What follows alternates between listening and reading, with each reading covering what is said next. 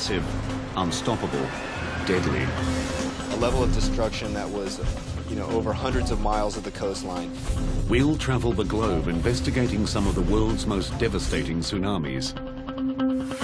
Each bigger than the last, each packing more punch, each taking us one step closer to a mega tsunami. A wave that will not just rewrite the record books, it will erase them.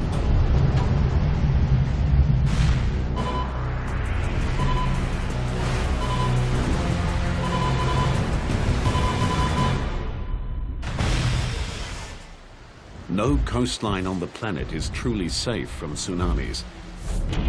They're caused by massive displacements of water, triggered by the Earth's most powerful forces, earthquakes, landslides, and volcanic eruptions. As long as we have earthquakes on Earth and landslides, the various phenomena that create tsunamis, we're going to have tsunami waves. It's just a matter of time when the next one strikes. Tsunamis are dramatically different from the typical waves that constantly sweep across the planet. They can travel faster than 800 kilometers per hour. They can stretch for thousands of square kilometers across the ocean's surface. It's a good 15, 20 feet tall. Easy. They strike with huge mass and terrifying velocity. The most common method of gauging their height is run-up, the wave's highest point of impact on land. Each tsunami profiled here has a higher run-up than the last. Over 100 major tsunamis have struck in the past 100 years, killing hundreds of thousands and destroying billions of dollars of property. But they are not the biggest tsunamis to strike the planet. Scientists have found startling evidence that even larger waves have occurred in the past, mega tsunamis. These things have been described as culture-ending events. Experts believe that a mega tsunami lies in our future. To understand its power, scale, and potential, we'll first investigate 5 of the most destructive tsunamis of the past 60 years. Each has its own character, each has its own story, each brings us closer to a mega disaster.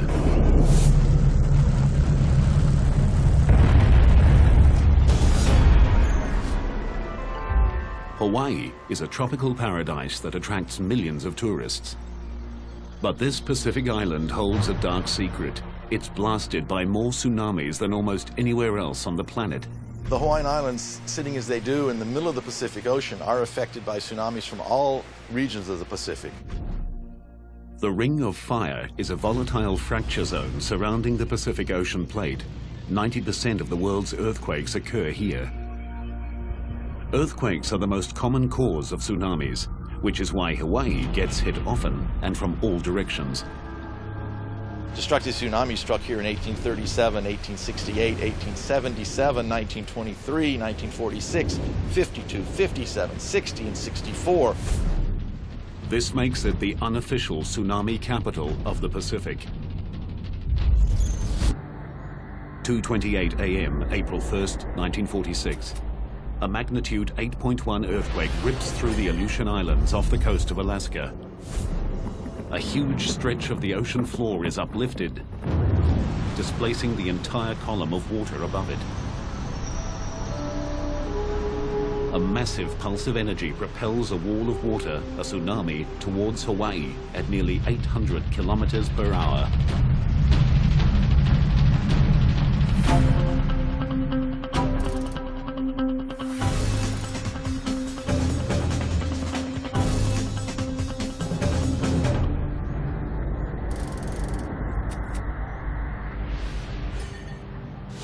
(3,800 kilometers away in the small seaside village of Laupahoehoe, children and teachers gather to prepare for the day's classes. Marsu McShane is one of the teachers. We were in our cottages, and the Akionas who lived in that house that's no longer there knocked on our door and said, "Come see the tidal wave." At first glance, it's deceptively innocent. We looked over, and the wave ocean sucked out, and then it came in a little bit more, like emptying a bathtub, and sucked out again. And we said, this is a tidal wave? I don't think much of that. What Masu doesn't know is that tsunamis are not single waves. They move forward in what's known as a tsunami train, a group of waves of many different sizes. First waves are seldom the largest, so what appears to be insignificant is actually the precursor to something much, much bigger. And then it did it again. And this time, it went in further and sucked out more. And we thought, a twin tidal wave, how interesting and odd. As the water recedes, an extraordinary 152 meters, Masu and her roommates pose for a photograph. Masu stands captivated while a third wave approaches. Famous last words, I said, I hope this will be a big one. And it kept coming. And that was the first time we ever thought to be afraid.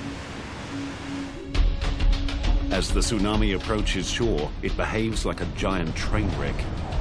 The front of the wave slows while the back continues to push. The wave's energy is compressed, forcing it to stand and lift out of the sea. This got bigger, and so we dropped the camera, ran inside. I can remember the water just crashed in the windows. The roof fell down. The wave tosses Masu like a rag doll, at first in towards the school, but then suddenly out towards the sea. And I knew I was going to die. Masu spends the next 9 hours clinging to debris before finally being rescued. She is the only lucky one. All of her roommates perish. At the school, 16 children and 5 teachers are lost. But the tsunami is not finished with Hawaii. 37 kilometers south of Laupahoehoe, the sleepy trading town of Hilo Bay is also caught unawares.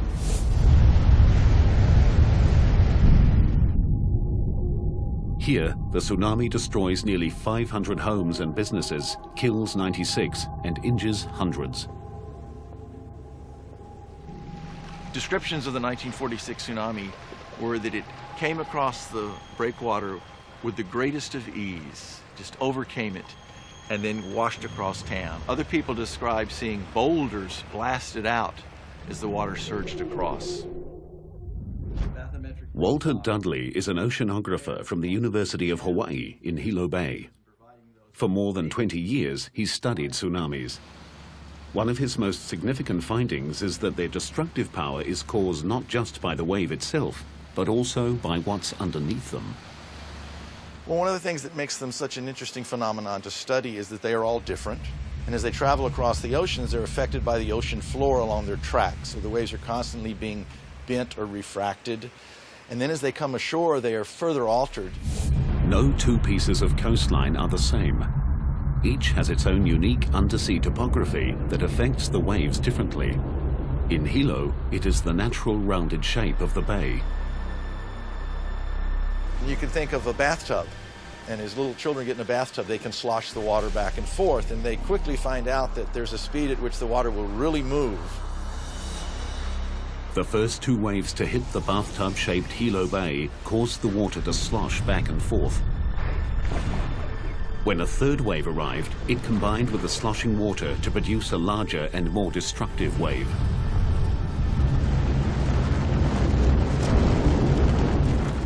It pretty much wiped out everything that was on the ocean side of town. In the main parts of downtown, it picked up the railway and it twisted the railway rails into pretzels. The third wave reached a run-up height of 9 meters. It destroyed most of the foreshore of Hilo Bay. But less than 15 years after the 46 disaster, Hawaii would again be hit by a deadly tsunami. A wave bigger than the last that would defy logic and bring Hilo to its knees once more. On May 22, 1960, the largest earthquake in recorded history ruptures the Earth's crust off the coast of Chile. 1,000 kilometers of the ocean floor is violently thrust up 20 meters, spawning a monster tsunami. It's so huge and powerful that it crosses the entire Pacific Ocean, slamming into Hawaii on the way.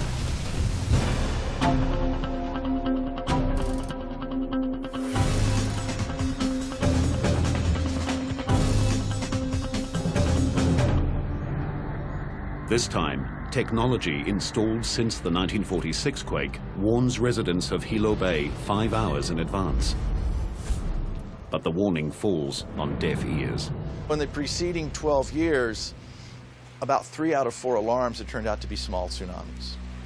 So instead of inspiring fear, let's get away from this potential disaster, I think it inspired curiosity, because it is a fascinating phenomenon. Let's go down and watch.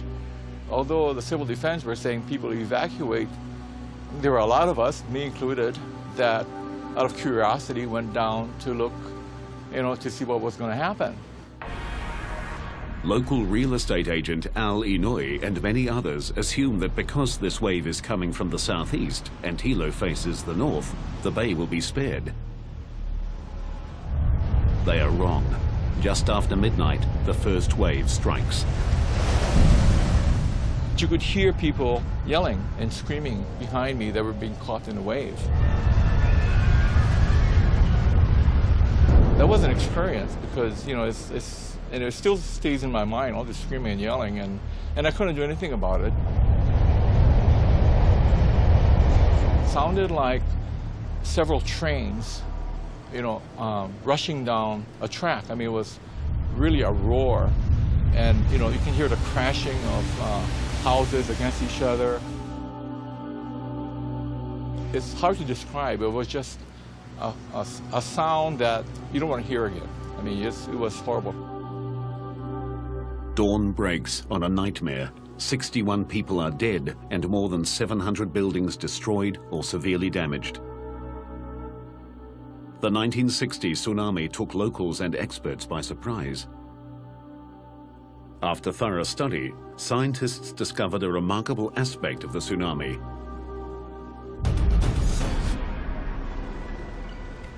As the wave reached the shallow water off the southeast coast of the island, the middle of the wave slowed, while the outside of the wave kept moving, causing the wave to wrap around the island. Then, just as in 1946, the natural shape of the bay added to the tsunami's destructive power. This time, the largest wave had a run-up height of 10.5 meters, 1.5 meters higher than in 1946. But Hawaii wasn't the only location struck by the monster tsunami. It roared thousands of kilometers across the Pacific, striking virtually every coast, including Japan, where 122 people died. Tsunamis have an incredible amount of energy, and as they travel across the ocean, they use up very, very little of that. It's when they come ashore that all that energy is unleashed. The 1946 and 1960 tsunamis gave scientists new insights into the complex behavior and ocean-crossing power of these giant waves. But when a local tsunami hits Japan, it strikes with larger and more powerful waves than the 46 and 60 Hawaiian tsunamis combined. And there's no time to evacuate. And later, a tsunami that combines sudden impact with awesome size, a mega disaster. The 1946 and 1960 Hawaiian tsunamis had run-up heights of 9 and 10.5 meters. Shaped and intensified by the ocean floor and coastline, they smashed the island communities with unexpected force. But there's another tsunami hotspot, where a larger and more deadly wave struck without warning.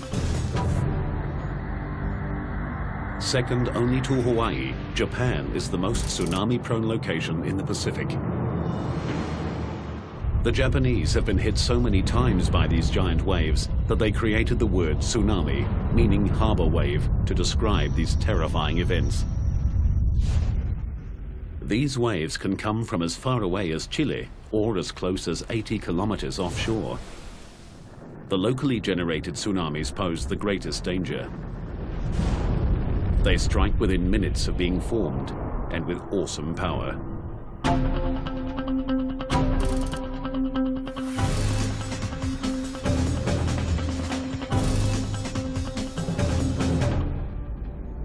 (10:17 p.m., July 12, 1993). A magnitude 7.8 earthquake rips the ocean floor off the coast of Hokkaido.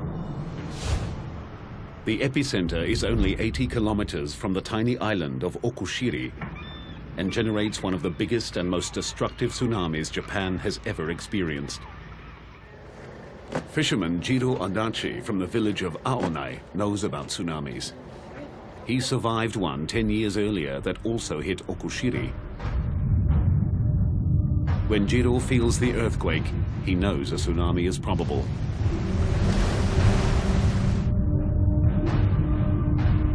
He quickly evacuates his wife and children from their seaside home, sending them to higher ground in the car while he shuts off the gas. He moves swiftly, but not swiftly enough.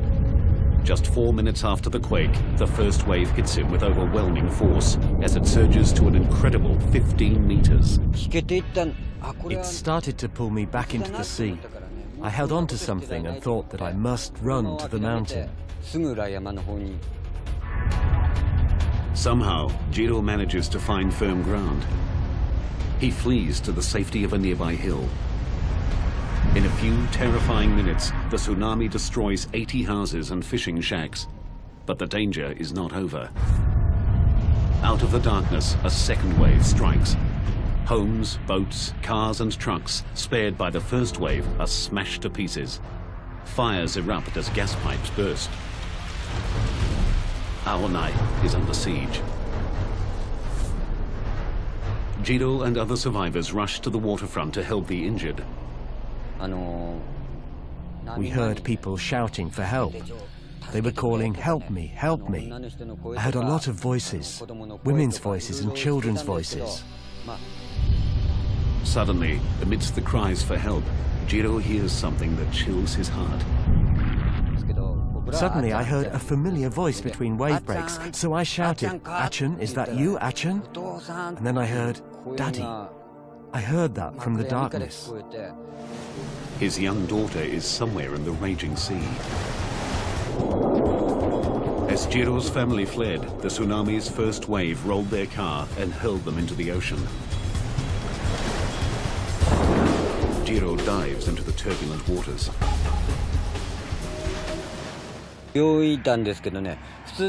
Normally I'm a great swimmer, but this was incredibly difficult. Sometimes I was swimming but I couldn't move forward at all, and other times I'd suddenly be pulled backwards by the sea. Miraculously, father and daughter make it to shore. 7 hours later, the Coast Guard finds Jiro's wife and son kilometers out to sea, clinging to debris. As dawn breaks, the tsunami's power becomes horrifically clear. Large parts of Aonai are completely flattened. Fires continue to rage, and most of the fishing fleet is lost. Across the island, 437 houses are destroyed and more than 800 severely damaged. 198 people are dead. The aftermath of the disaster confronts scientists with an intriguing mystery. The two waves that hit Aonai came from completely different directions. The first wave of the tsunami came from the west area where the seismic center was, and it attacked only the low part in the south area of Aonai. But the second wave came from the east, away from the tsunami's source. The second wave came in just 10 minutes after the first, and it attacked all of this area of Aonai.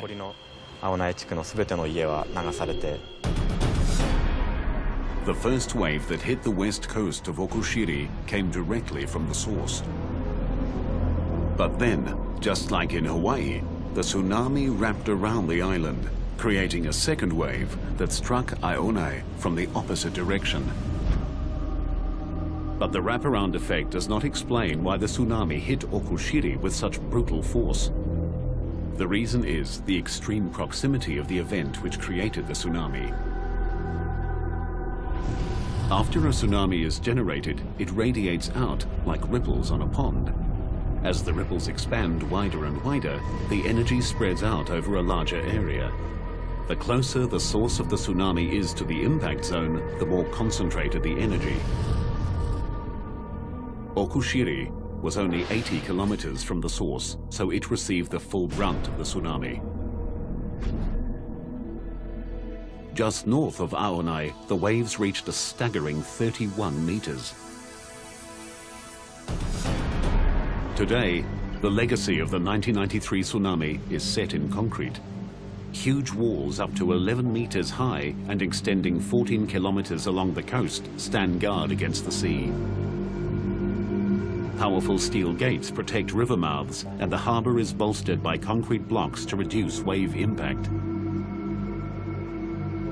These ramparts against the waves are stronger than normal sea walls for good reason. The forces they must withstand are utterly different. Normal waves form through the transfer of energy from the wind to the ocean surface. Tsunamis are generated by phenomenal transfers of energy. Even the largest wind waves have a maximum wavelength from crest to crest of a few hundred meters. Tsunamis can have wavelengths of hundreds of kilometers. When they hit, they keep coming and coming. In a unique experiment, scientists in Japan are measuring the impact of those forces. At this lab in Kanagawa, engineers are using the largest man-made tsunami in the world to help design stronger coastal structures.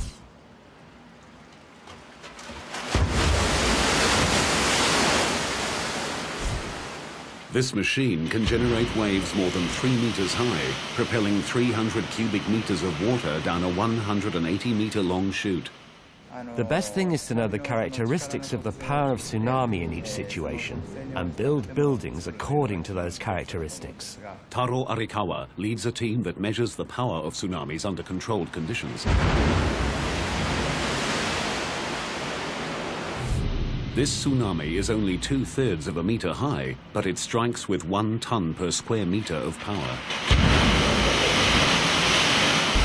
And extending 14 kilometers along the coast, stand guard against the sea.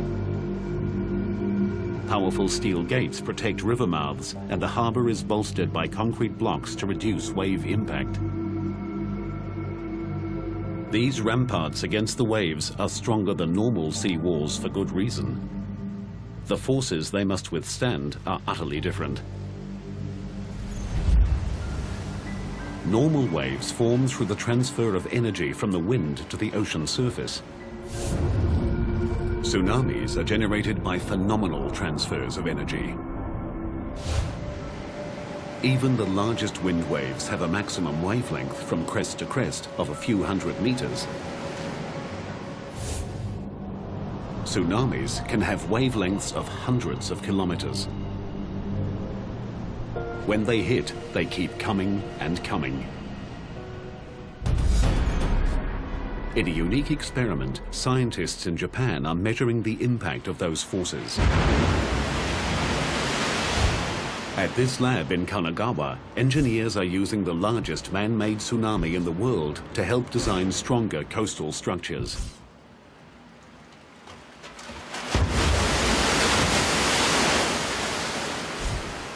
This machine can generate waves more than 3 meters high, propelling 300 cubic meters of water down a 180-meter long chute. The best thing is to know the characteristics of the power of tsunami in each situation and build buildings according to those characteristics. Taro Arikawa leads a team that measures the power of tsunamis under controlled conditions. This tsunami is only 2/3 of a meter high, but it strikes with 1 ton per square meter of power. To demonstrate what that kind of power can do, Arikawa puts himself in the wave's line of fire. Without the rope and harness, he'd be swept away by this miniature tsunami. Bigger tsunamis are even more powerful. This 2.4-meter wave hits with the force of 10 tons per square meter. Even after the initial impact, it continues to surge forward with a sustained pressure of 4 tons per square meter. The tsunami in Okushiri was much higher and hundreds of times more powerful. Scientists here believe their studies will translate into stronger and better engineered structures, capable of withstanding tsunami strikes.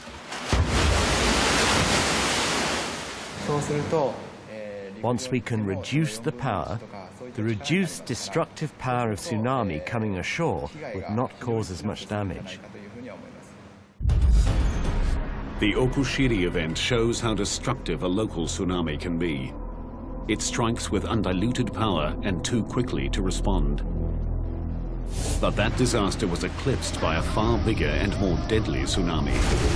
A wave generated by an earthquake so powerful it moved the entire planet. A wave that takes us one step closer to a mega disaster. The tsunami that hit Okushiri, Japan, came from just 80 kilometers away and reached a run-up height of 31 meters. It killed 198 people and destroyed most of the fishing village of Aonai. But it pales in comparison to the deadliest tsunami of modern times.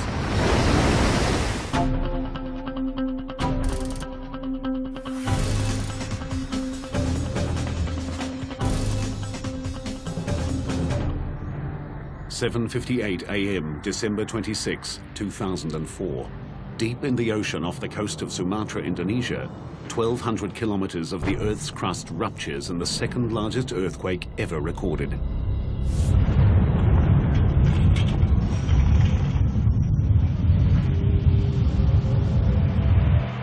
The 9.3 quake shatters buildings and destroys lives. But it is just a forerunner of an even more horrific disaster.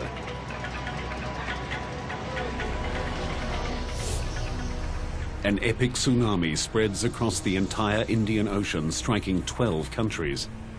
As with Okushiri, Japan, the local effects are the most immediate and the most devastating.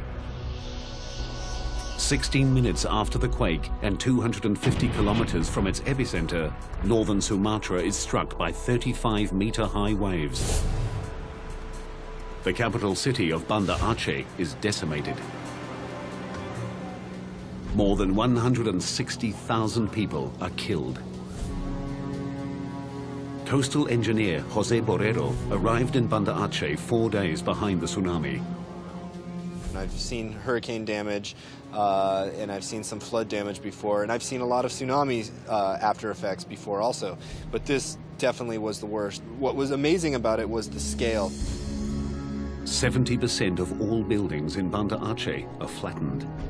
More than 70 kilometers of coastline show evidence of wave heights above 30 meters. It was a level of destruction that was, over hundreds of miles of the coastline, the same level of destruction. So it wasn't just isolated pockets of areas that were wiped out, but the entire coast and then the entire city of Banda Aceh.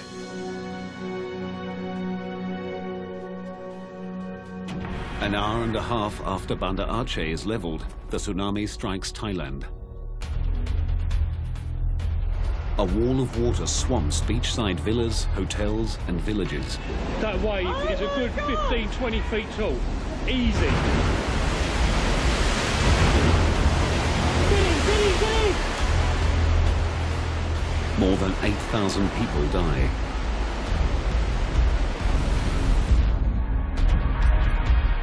(2,000 kilometers to the west, on the island nation of Sri Lanka, 100 billion tons of water surges inland, killing 35,000 people and leaving another 500,000 homeless.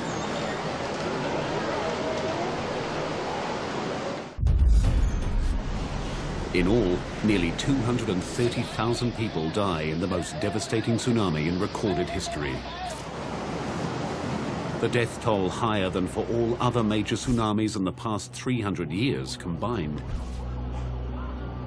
The power of the earthquake that triggered the tsunami was staggering. The entire planet's sea level rose by 1/10 of a millimeter. Every spot on Earth moved at least 1 centimeter. As scientists struggle to comprehend the enormity of the event, a bizarre anomaly comes to light, one that took an additional tragic toll.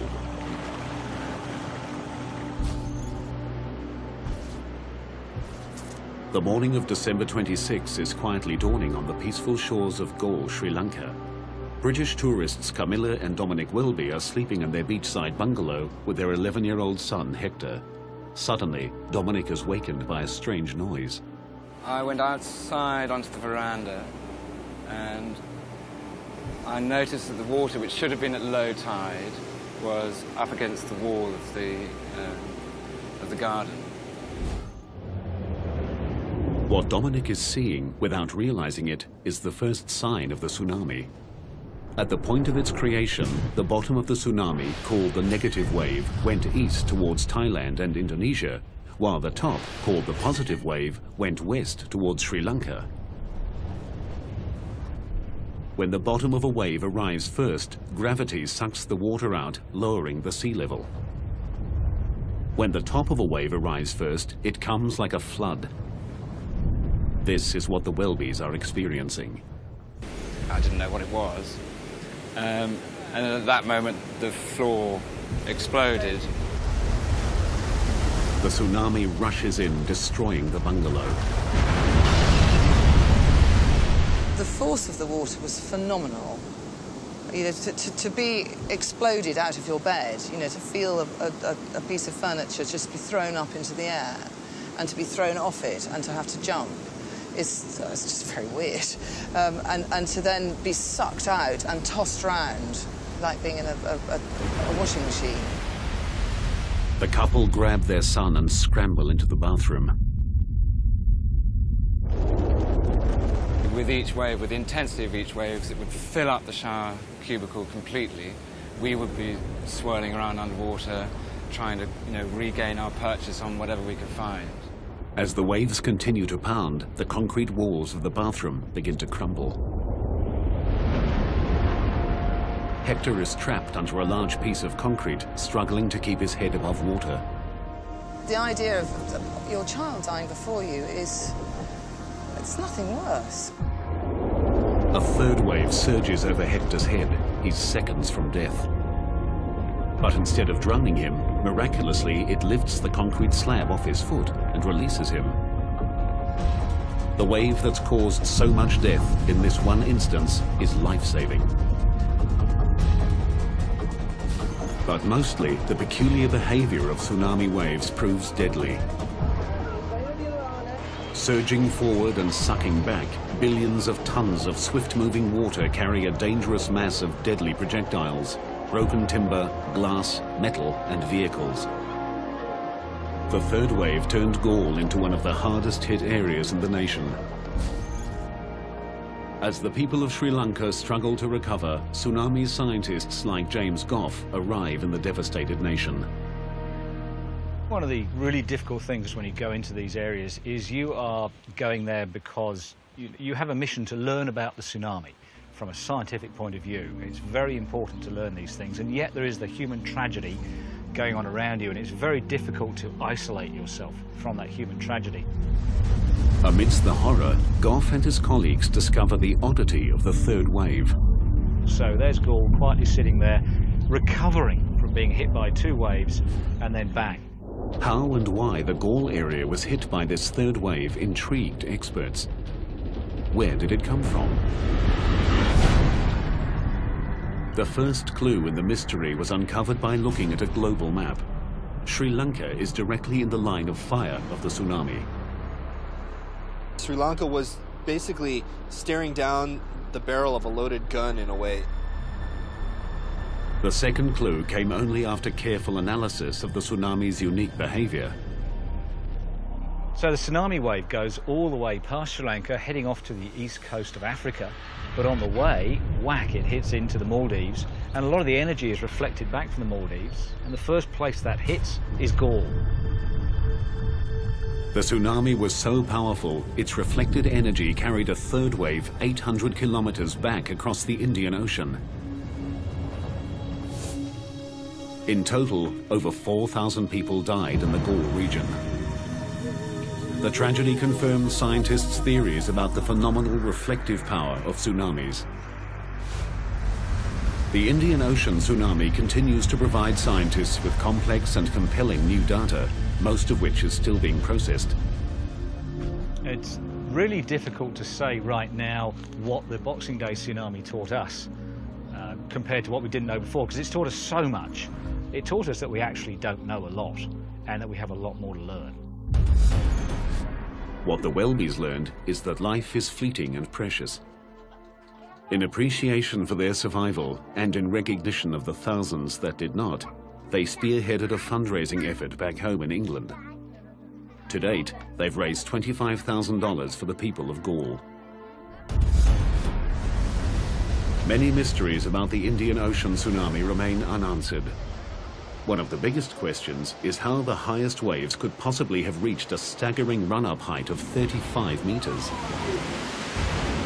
Far beyond what had been thought physically possible by an earthquake-triggered tsunami. But as huge as that tsunami was, it is not the biggest wave to strike in recent history. Landslides can trigger a different kind of killer wave, producing a tsunami of monstrous size. And scientists believe a mega tsunami looms in our future, a wave of such epic proportions that nothing like it has been seen since prehistoric times. The 2004 Indian Ocean tsunami unleashed a series of enormous and deadly waves that had run-ups of 35 meters.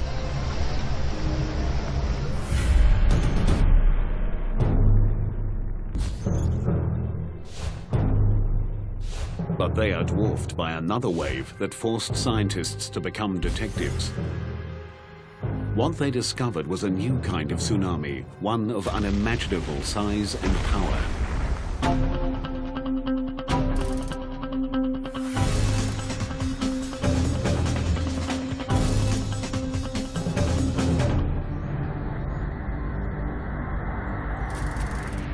In a remote bay in southwest Alaska, a native legend tells of a beast that shakes the ocean and destroys those who walk its shores.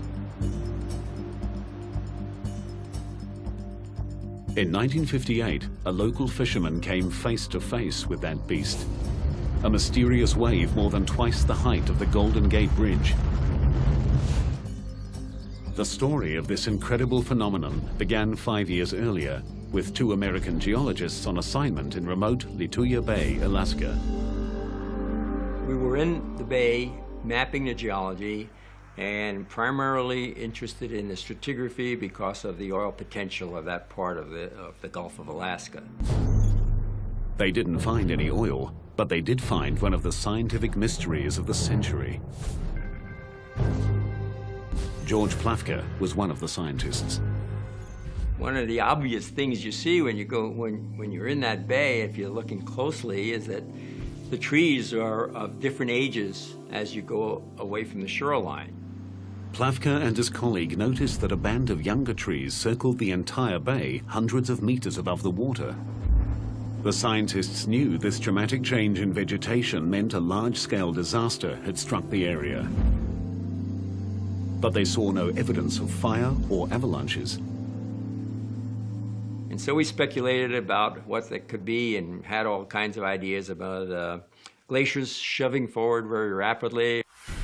The other was that there were submarine slides going on at some of the deltas along the margin of the bay, or that there was breakouts of large amounts of water up higher along the glaciers and then they flood down all of a sudden. We had everything except the right way, the right idea about how those waves could form. The geologists left Lituya Bay without solving their mystery. 5 years later, they got their answer. In 1958, Howard Ulrich takes his 8-year-old son, Howard Jr., on a fishing trip to Lituya Bay.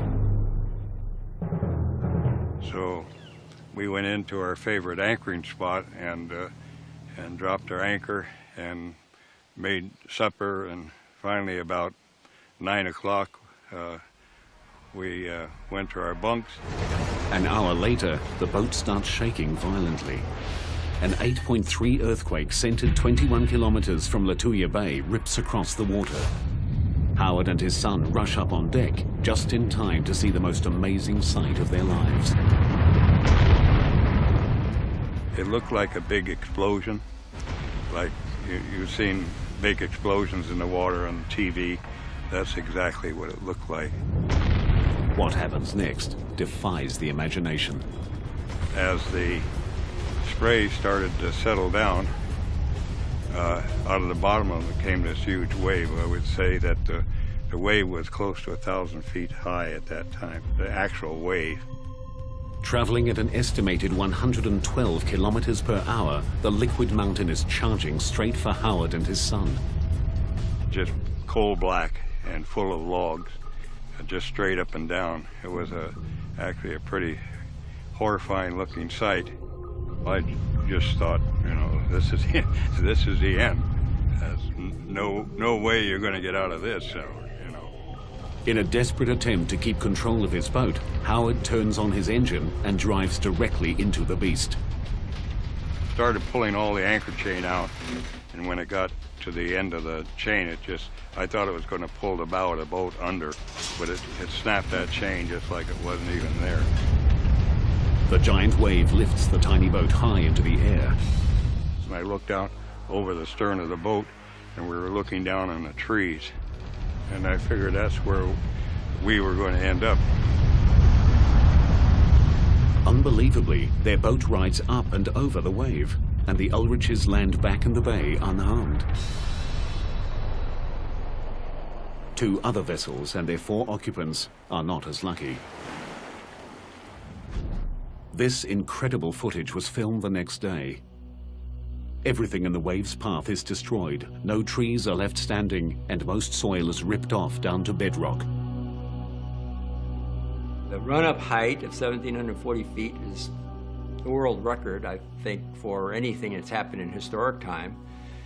And it was, you know, it's 500 feet higher than the Empire State Building. That's pretty big. The earthquake felt by Howard triggered a massive rock slide, sending 30 million cubic meters of mountain hurtling into Lituya Bay. The debris slammed into the water, creating the giant wave. It just swooped down a very steep slope and ran out into the fjord and basically forced all the water out of that little arm in front of the glacier and shot it up over the ridge that was on the other side. One mystery remained. The amount of water displaced exceeded the amount of land that fell into the bay. It took 42 years to solve this mystery. Scientific models determined that the rapidly moving landslide created an air pocket behind the wave, preventing the water from sloshing back. The force of the air pocket combined with the size and weight of the landslide shot the water out of the bay like a missile. It would be the same as if you took a paddle and ran it down, pushed into the water full speed at a high velocity, just push all the water right out. The effects of the giant Lituya Bay wave remain clearly visible today. The event rewrote the history books and changed our understanding of tsunamis forever. Landslides can and do produce waves far larger and more destructive than ever thought possible. Lituya Bay's desolate location limited the damage caused by the giant tsunami. But should an even bigger landslide-generated wave strike a major city, the result will be a mega disaster.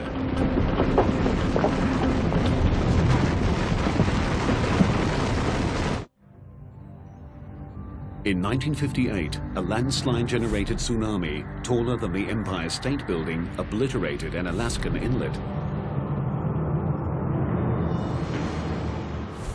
It was a devastating display of nature's power.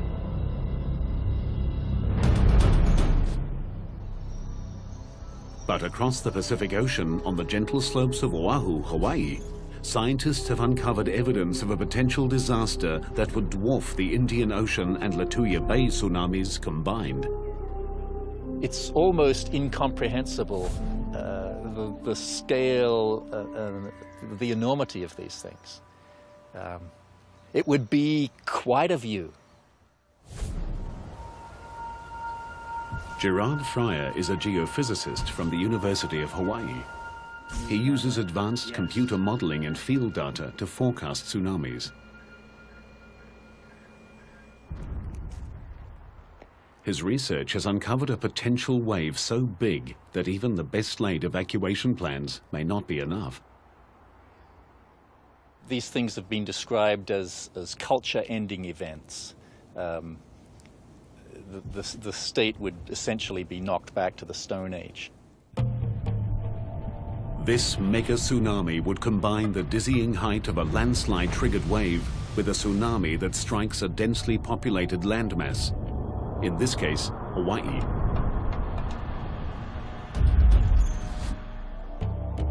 On the island of Oahu, locals and tourists alike flock to the sea, soaking in the perfect climate and idyllic lifestyle of one of the most iconic coastlines on the planet.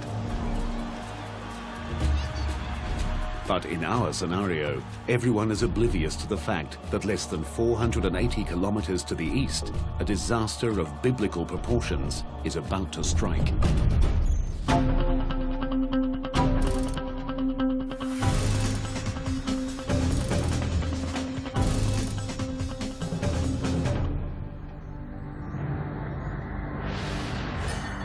The mega disaster is triggered by the eruption of the world's largest volcano, Mauna Loa, on the big island of Hawaii.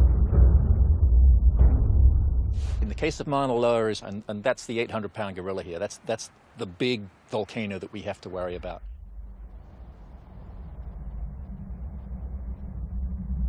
As Mauna Loa is preparing for eruption, the southwest rift zone of Mauna Loa inflates with magma.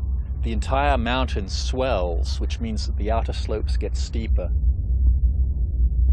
There are probably a succession of small earthquakes, and then maybe a big earthquake that shakes loose this very steep western flank of the volcano.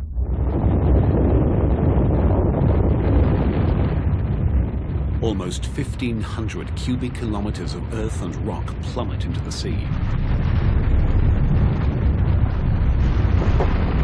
On impact, the land displaces a massive amount of water. The ocean rushes back to fill the giant gap. From this cataclysmic disturbance emerges the tsunami, heading directly for Honolulu. Estimated time to impact, 30 minutes.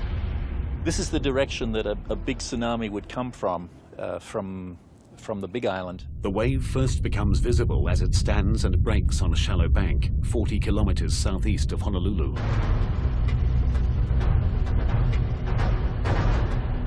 You'd see the sea rear up in front of you. It would be huge. It would rise up above you the size of a building, the size of a 10-story building. Surging inland at up to 70 kilometers per hour, the tsunami slams Honolulu.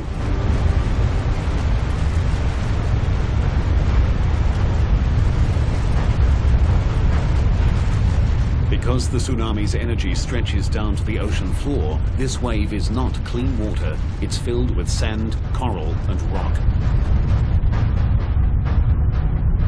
Water penetrates 16 kilometers inland before being sucked back out to sea in a lethal maelstrom of wreckage.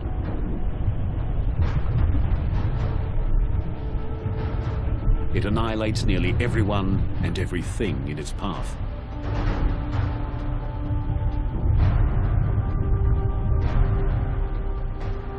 These giant landslides, as far as we can tell, they seem to occur during periods of high sea level when the climate is warm. Quite why that is, we don't know. But we are in a warm period right now with high sea level. So we should expect something like this within the next 10 or 20,000 years. As the unofficial tsunami capital of the Pacific, Hawaii is preparing for the future. Scientists continue to develop a global network of warning systems based on real-time seismic analysis and deep-sea wave sensors. Alarms will sound as soon as 90 seconds after the initiation of even a small tsunami. Tsunamis are global-sized events with global ramifications. They combine the almost unlimited power of the Earth with the gargantuan might of the sea. They are a humbling reminder of the transience of man and the awesome strength of nature. While scientists learn more about tsunamis, engineers build stronger coastal barriers, and experts implement improved warning systems, individual vigilance remains essential. And you see the water withdrawing, strangely, curiosity shouldn't compel you to go down and see what's going to happen next. The alarm bell should be going off. It's something that we need to have embedded in our culture, in our knowledge base, and in our education so that we know what to do when the next tsunami happens. Not if, it's when. It's something we need to learn to live with. As long as we continue to have the phenomena that create these giant waves, we will continue to have tsunamis. It's just a matter of time before the next one strikes.